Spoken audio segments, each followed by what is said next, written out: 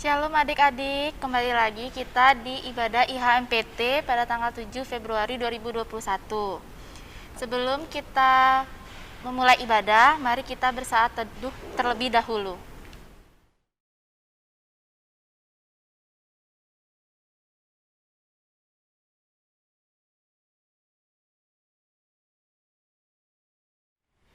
Adik-adik, mari kita berdiri untuk memuji nama Tuhan dari Gita Bakti 1, bait 1.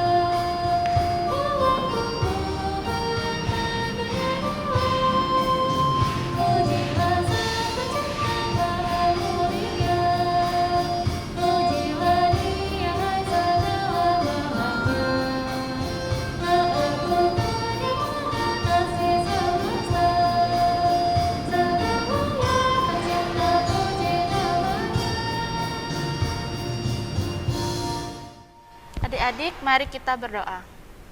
Tuhan Allah Bapa kami dalam surga, terima kasih Tuhan Engkau telah mengumpulkan kami tempat ini untuk beribadah IHMPT ya Tuhan. Sebentar lagi kami akan mendengar sedikit dari firman-Mu Tuhan. Berkatilah kami, persiapkanlah hati dan pikiran kami agar bisa menerima firman-Mu. Dalam nama Tuhan Yesus kami telah berdoa. Amin. Adik-adik dipersilakan duduk. Mari kita membaca Mazmur Bebalasan dari Mazmur 118 bait ayat 1 sampai 4. Kakak akan membacakannya. Mazmur 118 ayat 1 sampai 4 yang menyatakan, "Bersyukurlah kepada Tuhan sebab Ia baik, bahwasannya untuk selama-lamanya kasih setianya. Biarlah Israel berkata, bahwasannya untuk selama-lamanya kasih setianya. Biarlah kaum Harun berkata, bahwasannya untuk selama-lamanya kasih setianya. Biarlah orang yang takut akan Tuhan berkata, bahwasannya untuk selama-lamanya kasih setianya." Mari kita bernyanyi dari Kidung Jemaat 51 bait 1 sampai 2.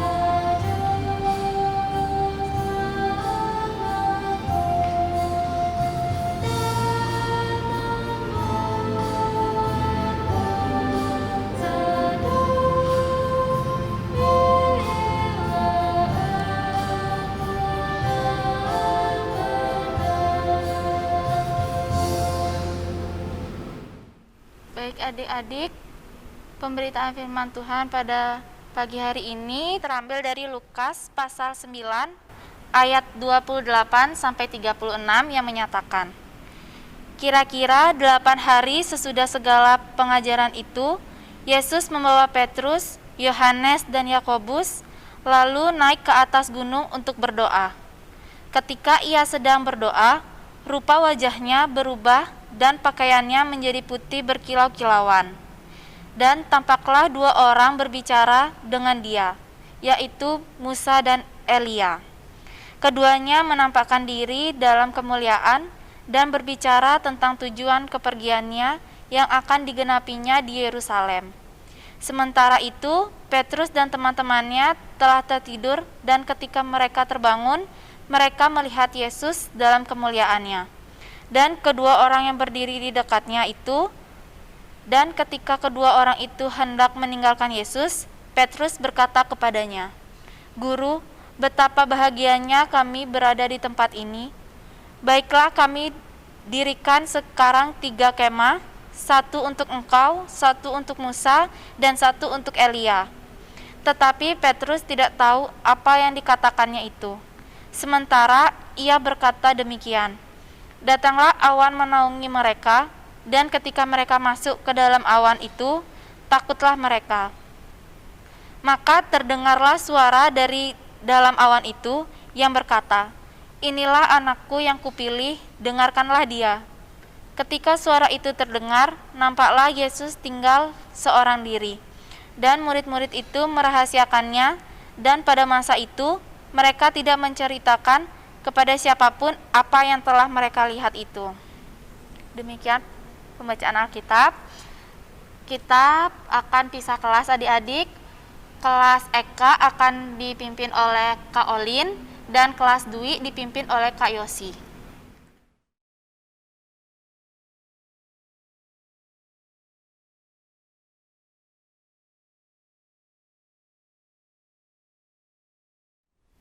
Shalom adik-adik, ya, selamat pagi. Hari ini ketemu lagi dengan Koci di kelas Dwi. Jadi pembacaan kita di pagi hari ini terambil dari kitab Lukas 9 ayat 28 sampai 36 yang tadi sudah dibacakan oleh Kak Intan.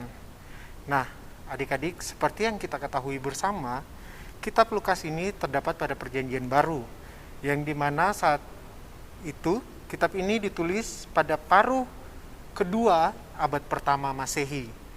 Dan kitab ini ditulis untuk mereka yang bukan dari bangsa Israel, dan penulis sendiri menyajikan Yesus Kristus sebagai juru selamat bagi orang Yahudi maupun orang dari bangsa yang bukan dari bangsa Israel. Pada pembacaan kita ini menceritakan tentang bagaimana Yesus dimuliakan di atas gunung.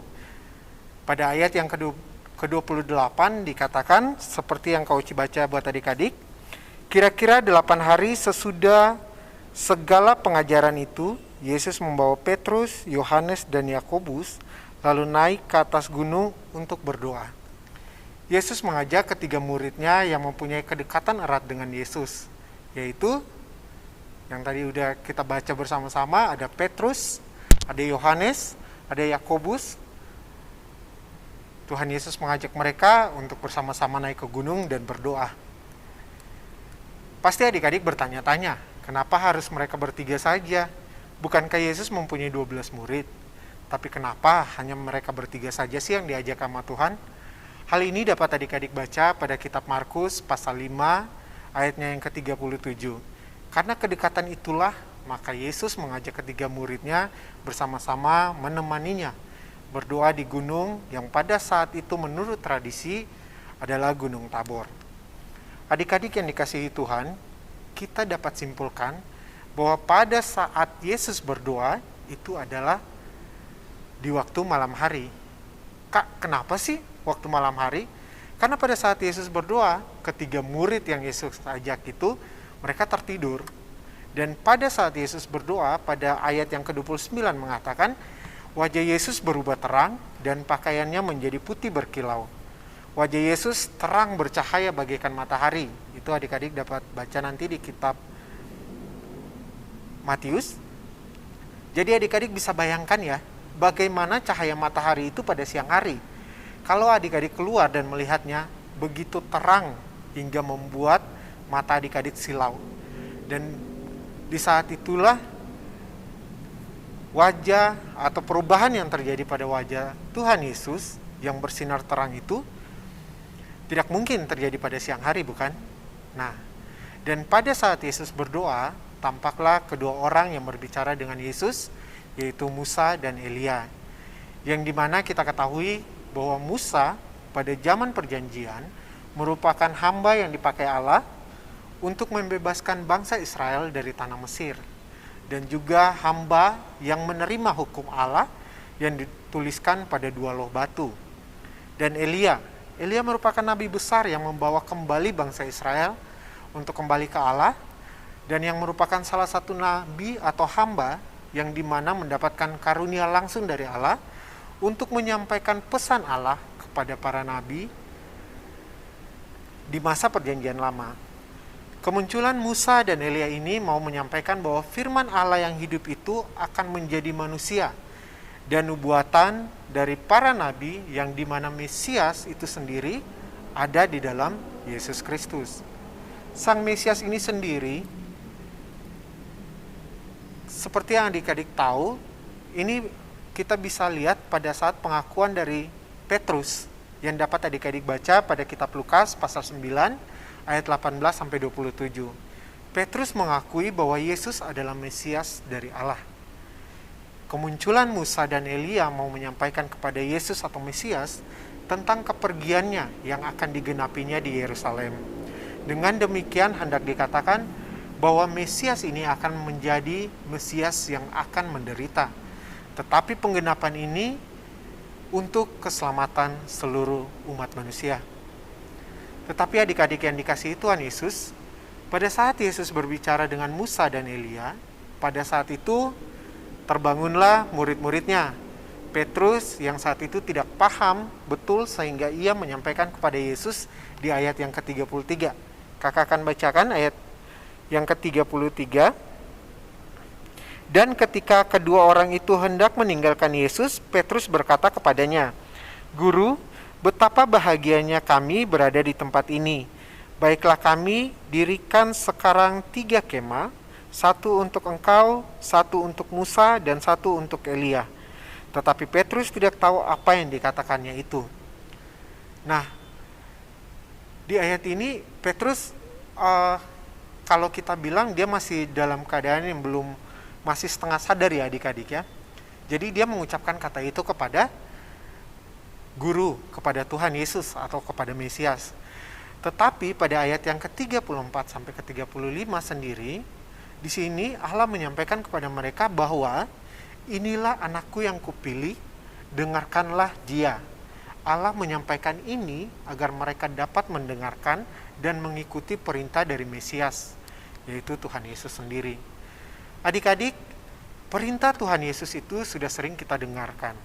Dari kita kelas PA sampai sekarang kita PT, sudah sering diajarkan bahwa Tuhan Yesus menginginkan kita taat pada perintah-perintahnya dan tidak boleh kita langgar ketaatan kita.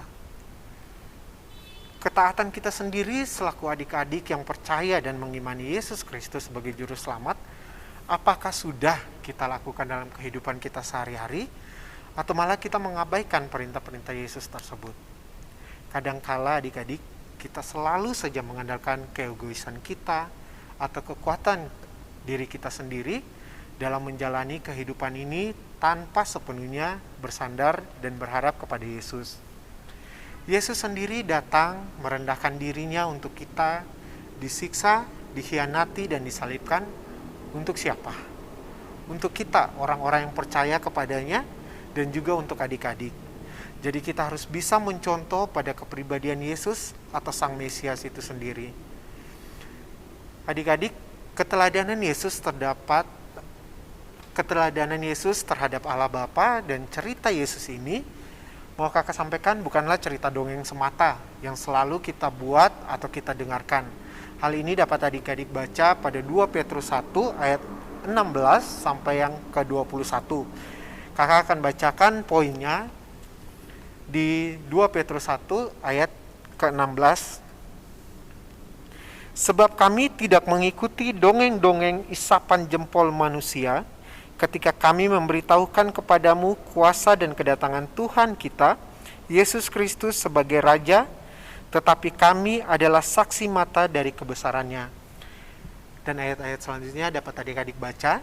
Jadi cerita ini bukanlah suatu cerita dongeng atau cerita yang dapat kita buat-buat sendiri adik-adik.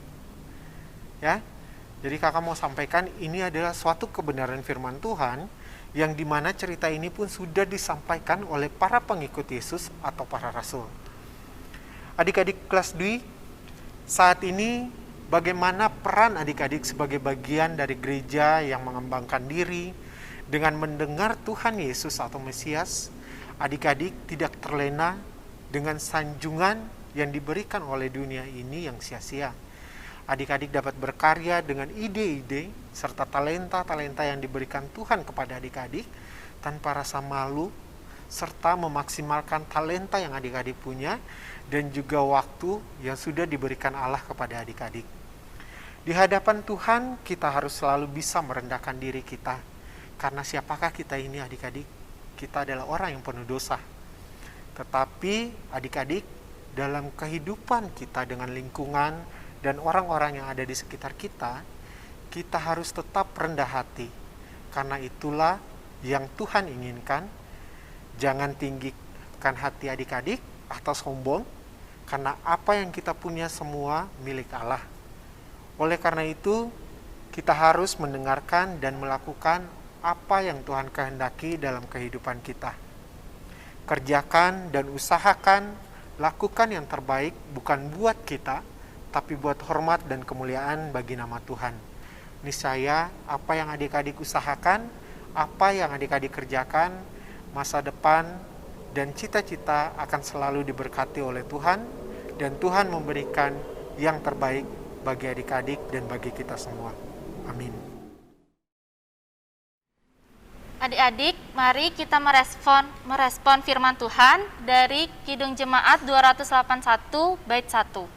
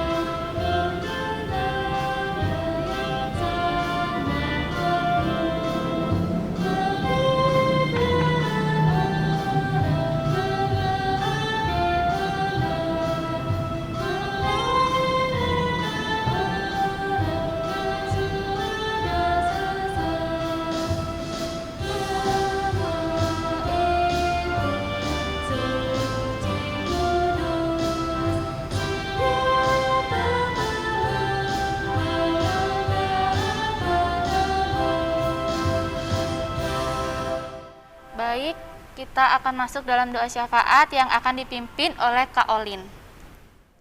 Oke, baik adik-adik, mari kita satukan hati kita, mari kita berdoa. Bapa yang di surga, terima kasih Tuhan Yesus. Pagi hari ini Bapa, kami anak-anak-Mu boleh beribadah bersama-sama Tuhan, walaupun kami tidak bertemu secara langsung, tapi biarlah segala firman, segala puji-pujian sudah kami naikkan Tuhan, itu semua berkenan padamu Tuhan. Bapa, dalam doa syafaat ini Bapa, kami mau berdoa untuk kami anak-anak-Mu Tuhan yang masih duduk di bangku sekolah, baik kami yang masih SMP maupun kami SMA. Bapa, kiranya Kau menolong kami, memberkati kami dalam setiap tugas kami sebagai seorang siswa di sekolah, dalam segala hal yang harus kami lalui, baik ujian dan sebagainya Tuhan. Bapa, kiranya Kau mampukan kami, berikanlah kami kekuatan, biarlah kami bisa menjalani setiap hari-hari sekolah kami dengan baik Tuhan. Walaupun kondisi masih pandemi Tuhan, tapi kiranya itu tidak membuat kami menjadi malas Tuhan, itu tidak membuat kami menjadi tidak berprestasi Tuhan, tapi kiranya Kau mampukan kami supaya dalam segala kondisi apapun Bapa, kami boleh tetap memberikan terbaik. Kami juga ingin berdoa Tuhan untuk keluarga kami, mama papa kami. Engkau yang sangat tahu Tuhan segala kondisi di keluarga kami masing-masing. Bapa, kiranya Kau mau terus menolong Tuhan, memberkati keluarga kami, memberkati kesehatan orang tua kami, keluarga kami, dan juga kiranya Kau mau memberkati segala usaha, pekerjaan keluarga kami, orang tua kami Tuhan. Biarlah apa yang mereka kerjakan, apa yang mereka usahakan Tuhan, itu boleh berhasil Tuhan. Dan terlebih mereka tetap mengandalkan Engkau dalam segala keputusan mereka Tuhan. Kami juga tak lupa ingin berdoa untuk Pelkat Persekutuan Teruna Tuhan yang minggu lalu sudah berulang tahun di usia yang ke-38 Tuhan. Kami bersyukur kami boleh menjadi bagian dari teruna-teruni GPIB. Kiranya kami bisa terus berdampak Tuhan, kami anak-anak-Mu ini bisa terus Engkau pakai sehingga kami bisa terus menjadi berkat, kami bisa terus menjadi terang dan garam bagi sekitar kami Tuhan. Biarlah masa muda kami ini bisa terus Engkau pakai dan setiap yang kami lakukan itu semua menyenangkan hati-Mu. Terima kasih Tuhan Yesus, inilah segala doa dan ucapan syukur kami Tuhan yang kami alaskan hanya dalam nama Tuhan Yesus Kristus, Tuhan dan Juru Selamat kami yang hidup yang telah mengajarkan kami berdoa. Bapa kami di surga, dikuduskanlah nama-Mu, datanglah kerajaan-Mu, jadilah kehendak-Mu di bumi seperti di surga.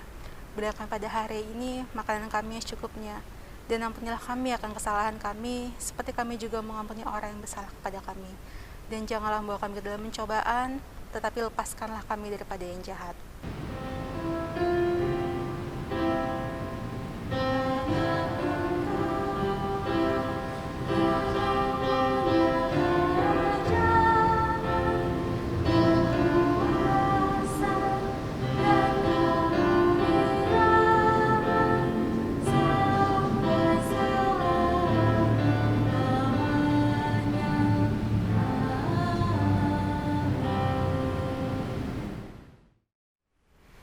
Adik-adik, mari kita memberikan persembahan.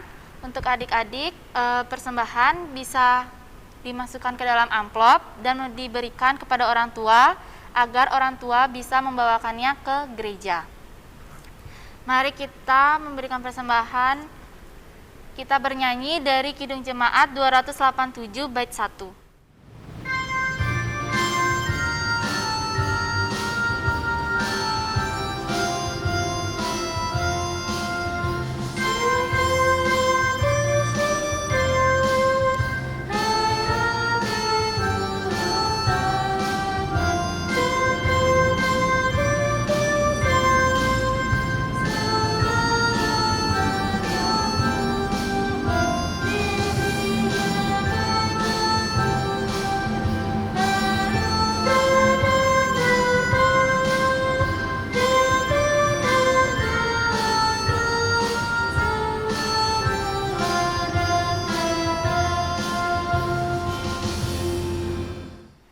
Adik-adik, mari kita berdoa. Adik-adik dipersilakan untuk berdiri. Mari kita berdoa. Tuhan Allah Bapa kami dalam surga, kami telah memberikan sedikit berkat yang kami punya Tuhan. Berkatilah persembahan ini agar berguna bagi sesama kami yang membutuhkan dan bagi pelebaran kerajaan-Mu. Dalam nama Tuhan Yesus kami telah berdoa. Amin. Adik-adik, mari kita berdiri. Mari kita bernyanyi dari Kidung Jemaat 388 bait 1.